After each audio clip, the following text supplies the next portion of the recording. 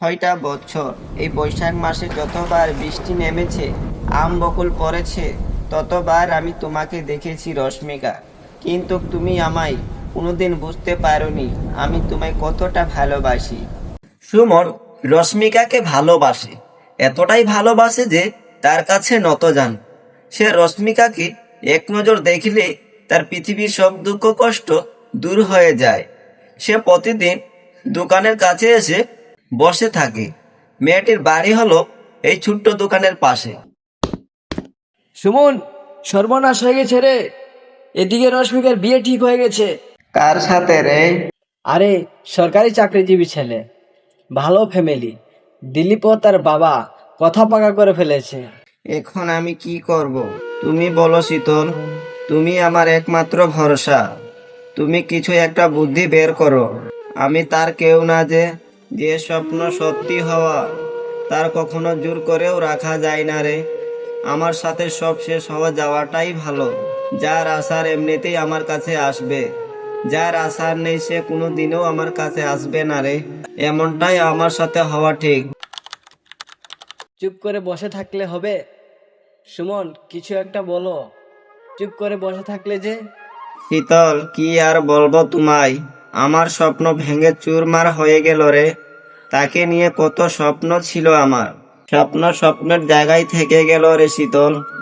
সুমন, তুমি কি পাগল? তুমি এত ভেঙে পড়েছো কেন? বাংলাদেশে কি মেয়ের অভাব আছে রে? আমি জানি তুমি গরিব, তোমার কাছে ভালো একটা ফোন নেই, ভালো ঘর বাড়ি নেই, বাইক নেই, তাই তোমার কাছে ভালোবাসা অমূল্যহীন। তোমার কাছেও একদিন গাড়ি বাড়ি হবে, বাইক হবে, টাকা পয়সা হবে। তুমি তখন ভালোবাসা নিয়ে পুতুল খেলা খেলবে। যে স্বপ্নগুলো তার সাথে আমার করার ছিল, সে স্বপ্ন অন্য কেউ করবে, সেটা আমার সহ্য হচ্ছে না রে। এই জীবনে আমার মরে যাওয়াটাই ভালো রে শীতল। একতরফা ভালোবেসে আমি এই ভুল করেছিলাম রে। কে জানতো সে অন্য কোনো ছেলেকে ভালোবাসে, তাকে বিয়ে করবে।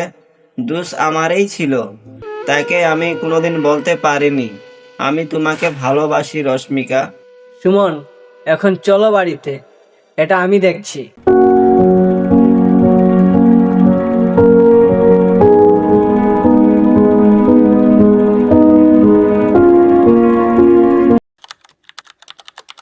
পরদিন শীতল রশ্মিকাকে ডাকলো পুকুর পাড়ে, ডেকে সুমনের সব কথাগুলো খুলে বলল।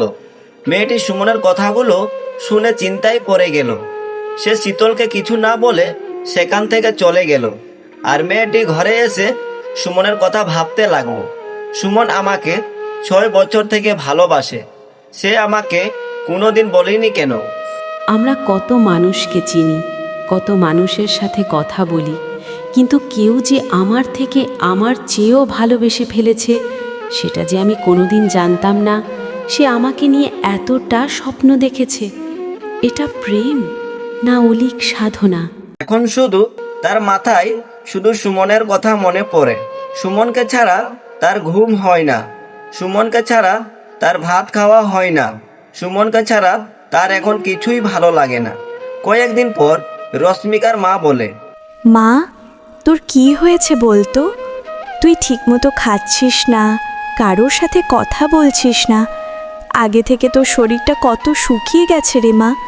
এভাবে থাকলে তো আমি আরও কষ্ট পাই। কি হয়েছে বলতো মা? আমাকে বল, আমি তো তোর মা। মেয়েটি তার মায়ের কথার কোনো জবাব দিল না। এখন মেয়েটির মাথায় শুধু সুমনের কথা মনে পড়ছে, সুমনকে এক নজর দেখার জন্য। তার মন উতল পাতল করে আছে। প্রতিদিন তাদের দোকানের পাশে দাঁড়িয়ে তার জন্য অপেক্ষা করে, কিন্তু তার সুমন ফিরে আসে না। এমন করতে করতে 1 বছর কেটে গেল। পার্ট 2 দেখতে চাইলে আমাদের চ্যানেলটি এখনই সাবস্ক্রাইব করুন এরকম বাস্তবিক ঘটনা দেখার জন্য। আমাদের চ্যানেলে জুড়েই থাকুন আর কমেন্ট করে জানান এই ভিডিও কেমন লাগলো। আমাদের ভিডিও দেখার জন্য সবাইকে ধন্যবাদ।